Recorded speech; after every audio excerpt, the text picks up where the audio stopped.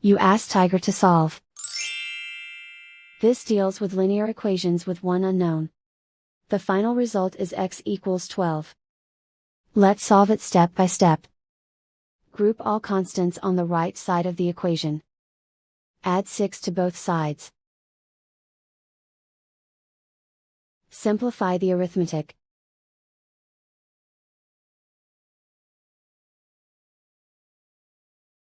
Isolate the x.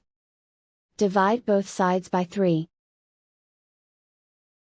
Simplify the fraction. Find the greatest common factor of the numerator and denominator.